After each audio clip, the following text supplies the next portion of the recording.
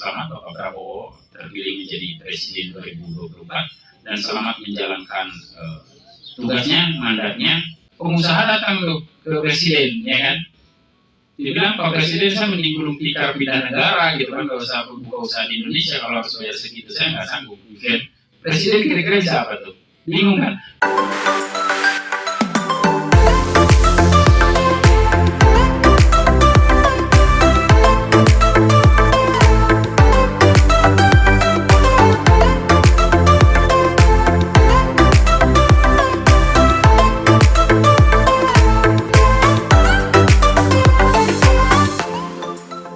Pemirsa, setelah Anies Baswedan dan Partai Nasdemnya memilih untuk berkoalisi dengan Partai PKB yang diketuai oleh Caimin dan menjadikan Caimin atau Muhaimin Iskandar sebagai wakil presidennya menuai polemik.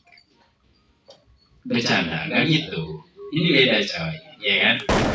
Oke baik, hari-hari ini kita dihebohkan khususnya di dunia politik, yaitu oleh perpindahan Partai Nasdem yang mengusung Anies Baswedan sebagai calon presiden, yang beberapa waktu lalu sebelum dia memutuskan bergabung dengan Caimin untuk menjadikan Caimin sebagai wakil presidennya, dia telah mengirim surat kepada AHY atau Partai Demokrat, dan Partai Demokrat yang diketuai oleh AHY tersebut gitu. Dia atau Anies Baswedan telah mengajak Agus Harimurti Yudhoyono untuk bekerja sama maju ke Pilpres 2024 sebagai wakil presiden dari Anies Baswedan yang diusung oleh Partai Nasdem, dan mereka pun menjalin koalisi, ya bisa dibilang cukup harmonis walaupun sangat singkat seperti itu. Namun pemberitaan menjadi heboh setelah Partai Nasdem dan Anies Baswedan berkunjung ke Jawa Timur dan menemui Muhaimin Iskandar atau Partai PKB untuk berkoalisi dan mendeklarasikan Muhaimin sebagai calon wakil presiden yang akan didaftarkan untuk pemilihan presiden 2024. Nah, dari kejadian itu menuai polemik karena Partai Demokrat merasa dikhianati oleh Anies Baswedan, oleh Partai Nasdem, dan juga sampai hari ini gue membuat video, gue masih sempat tadi melihat ada sekelompok masyarakat yang kecewa dengan keputusan Partai Nasdem dan Anies Baswedan sampai mereka keluar atau tidak lagi mendukung Partai Nasdem, tidak lagi mendukung Anies Baswedan, mencopot baliho, mencopot bendera Nasdem juga, tidak mau mendukung, termasuk sampai ke caleg-calegnya, karena itu menunjukkan kekecewaan mereka terhadap keputusan yang diambil oleh Partai Nasdem dan Anies Baswedan seperti itu. Hal ini kalau kita lihat dari kacamata politik, begini, di dunia politik hal semacam ini saling salib menyalip, terus kemudian memanuver lebih dulu dari, ya pokoknya hal semacam itu tuh udah biasa terjadi sebenarnya. Jadi kita nggak perlu heboh, nggak perlu kecewa, dan nggak perlu gitu. Apalagi kayak gue pribadi nih, gue kan belum menentukan akan memilih siapa gitu kan. Tapi karena ini lagi rame ya, gue di sini cuma berbicara, gue juga belum menentukan gue akan memilih siapa seperti itu. Oke? Nah, di dunia politik hal semacam ini wajar gitu kan. Karena tentu saja segala langkah yang diambil itu hasil sebuah renungan, pemikiran, survei dan lain sebagainya. Akumulasikan maka akan menimbulkan sebuah keputusan atau akan melahirkan sebuah keputusan yang mungkin disetujui atau tidak disetujui, itu semuanya akan berisiko gitu kan. Termasuk Anies Baswedan dan Partai Nasdem juga mengambil keputusan untuk melepas Partai Demokrat dan memutuskan untuk memilih Muhaimin Iskandar atau Caimin alias berkoalisi dengan atau mengajak berkoalisi kepada Partai PKB. Itu juga tentu saja hasil rapat, hasil pertimbangan dan lain sebagainya semacam itu. Nah, kalau kita lihat dari sudut pandang politik secara subjektif, atau contoh beginilah, dari pandangan gue secara pribadi, ya kalau misalnya teman-teman juga setuju ya bagus, kalau misalnya tidak setuju ya silakan berkomentar seperti itu kenapa tidak setuju gitu. Gue pribadi begini menilainya ya. Anies Baswedan ketika memilih AHY, dia berpikir gini, di Jawa Tengah gitu kan, 90% suara kemungkinan itu akan memilih Ganjar Pranowo, ya kan, karena notabene Jawa Tengah adalah banteng gitu kan, PDIP seperti itu. Kemudian ketika melihat ke Jawa Barat, tahun lalu pemilihan 2019 kan gitu, itu Prabowo unggul gitu, dan kemungkinan sampai pemilihan 2024 Prabowo juga akan tetap unggul. Artinya hanya ada harapan sekian persen untuk mendapatkan suara di Jawa Barat gitu kan. Terus kemudian ketika melihat Partai Demokrat gitu kan, Demokrat apakah bisa memenangkan suara di Jawa Barat? kayaknya agak cukup berat gitu, karena mungkin notabene di Jawa Barat itu adalah pendukung Partai Gerindra, khususnya sebagai figurnya ya Prabowo seperti itu, yang juga dia akan mencalonkan presiden gitu kan. Ketika melihat kedua provinsi ini gitu kan, yang ya di dunia politik cukup seksi kan, 3 provinsi di Jawa Barat, Jawa Timur, dan Jawa Tengah gitu kan, yang ya bisa dibilang kalau kita bisa menang di 3 provinsi ini, wah ini kayaknya bakal jadi presiden gitu kan ya. Walaupun di beberapa daerah lain juga sangat tentu saja bisa menjadi penentu gitu kan, tapi kan di beberapa daerah lain kayaknya masih bercampur-campur gitu loh ya. Nggak ada yang bisa dikatakan bahwa PDI lebih dominan atau misalnya Demokrat lebih dominan atau misalnya partai-partai tertentu seperti itu. Mungkin bisa dibilang masih apple to apple lah gitu, masih 50-50 gitu di beberapa daerah gitu kan. Kemudian Jawa Timur siapa nih? Nah, Jawa Timur kan notabene latar belakangnya kan orang-orang NU nih ya kan.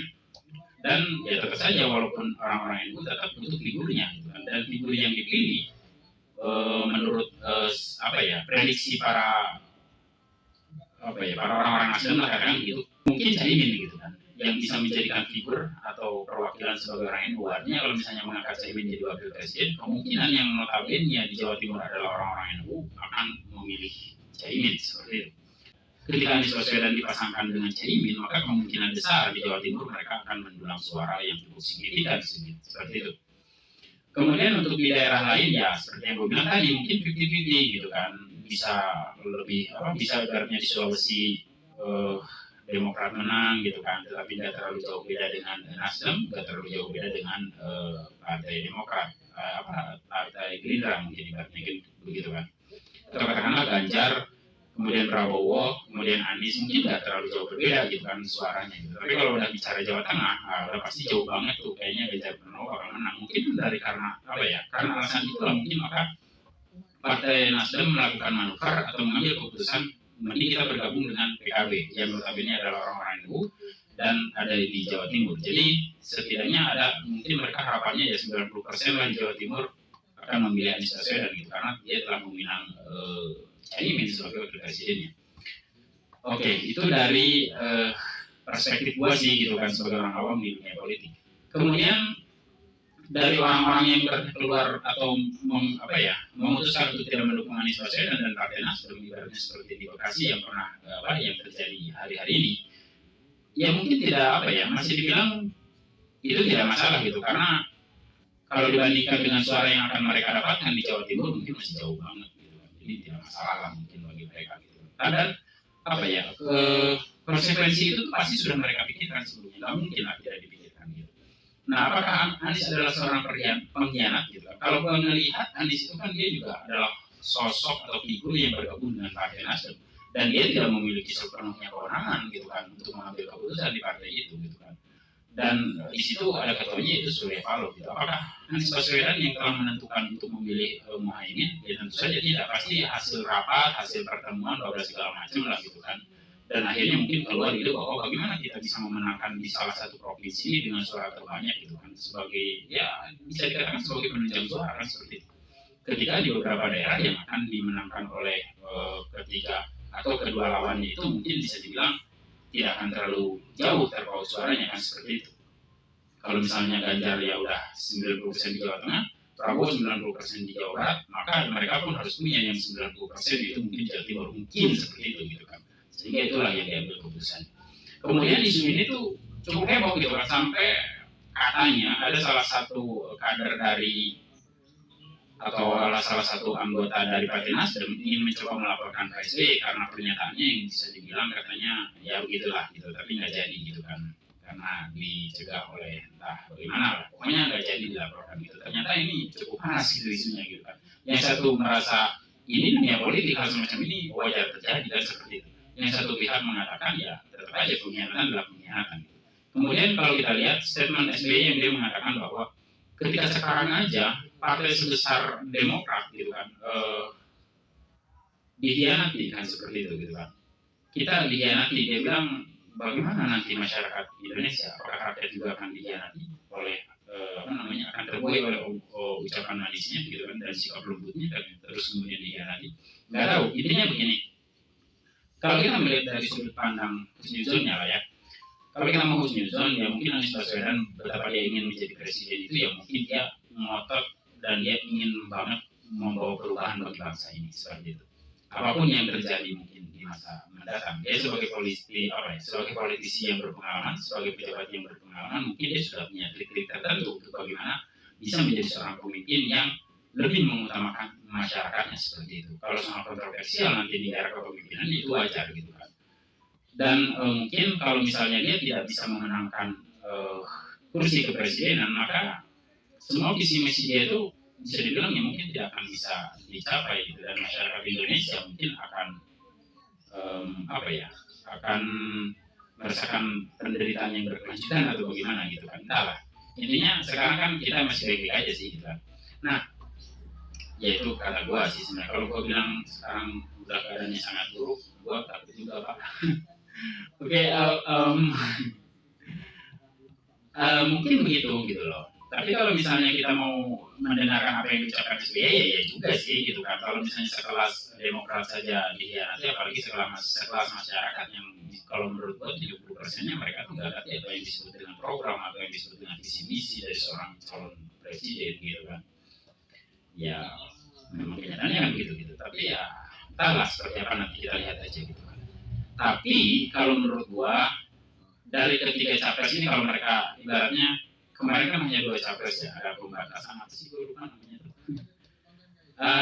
Misalnya 3 calon presiden yang akan ditampilkan nanti di pemilihan 2024, ada Ganjar, ada Anies Baswedan dan Prabowo. Tapi gue ngerasa di dalam hati gue sih gitu kan ya, terlepas dari ucapan Gus Dur bahwa Prabowo akan menjadi presiden di akhir usianya, terlepas dari itu gue juga merasa bahwa kayaknya Prabowo ini bakal menang gitu loh.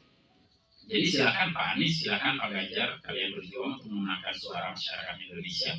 Tapi kayaknya Prabowo tetap bakal jadi pemenangnya kalau menurut gua gitu kan. Prabowo akan menjadi presiden tahun 2024 dan mudah-mudahan dia membawa perubahan bagi bangsa gitu kan. Dan mudah-mudahan sila kelima akan segera tercapai, yaitu keadilan sosial bagi seluruh rakyat Indonesia. Ya walaupun itu tidak mudah, ya tentu saja tidak mudah, karena kalau itu mudah yang kenapa harus dibutuhkan orang yang hebat seperti mereka, ya kan gitu kan. Terus kemudian dari berbagai sudut pandang para politisi, ada juga yang mengatakan adanya Pak atau Cak Imin ini atau Pak Muhaimin Iskandar di koalisi di koalisi Nasdem atau bergabung dengan Anies Baswedan dan kemudian dia menjadi wakil presiden. Ada isu yang mengatakan bahwa ini adalah triknya Pak Jokowi. Gitu. Kenapa Pak Jokowi harus menyarankan ini kepada Surya Paloh? Karena beberapa waktu lalu Pak Surya Paloh dengan Bapak Jokowi katanya sering bertemu, gitu kan? Cukup sering bertemu. Dan ada yang mengatakan bahwa Bapak Jokowi sudah punya strategi dan dia mengusulkan kepada Surya Paloh untuk bergabung dengan PKB. Kemudian Pak Surya Paloh ya manut aja gitu sama perintah Bapak Jokowi. Begitu kan mungkin simulasinya ya, bukan gua mengatakan itu benar seperti itu. Cuma ini kan dari beberapa sudut pandang para politisi atau pengamat politik ada yang mengatakan begitu gitu. Salah satunya Rocky Gerung kan. Nah, jadi tujuannya Bapak Jokowi itu menaruh Caimin di sampingnya Anies Baswedan itu untuk mengikat atau mengekang pergerakan Anies Baswedan, karena ya bisa dibilang kan dia kuda hitam gitu kan. Pemain baru yang cukup bisa dibilang berbahaya seperti itu gitu kan. Tapi kan kalau kita bicara pemain baru ya Ganjar juga sama pemain baru, karena kan keduanya sama-sama tidak pernah mencalonkan sebagai calon presiden kan seperti itu. Itu dari sudut pandang para politisi. Terus kemudian soal peristiwa yang terjadi, ibaratnya Anies mengkhianati atau Nasdem mengkhianati Demokrat. Di dunia politik hal semacam itu bisa saja terjadi dan itu dilakukan pasti semuanya demi suatu tujuan gitu kan.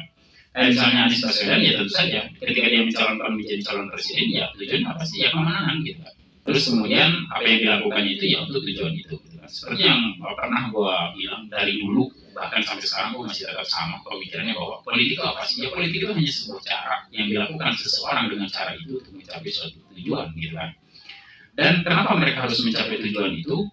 Karena ketika mereka tiba di tujuan mereka itu atau singgasana kekuasaan, mereka ingin menjadi orang yang berguna bagi orang banyak, gitu kan? Ingin memajukan negaranya, bangsanya, dan semacam itu.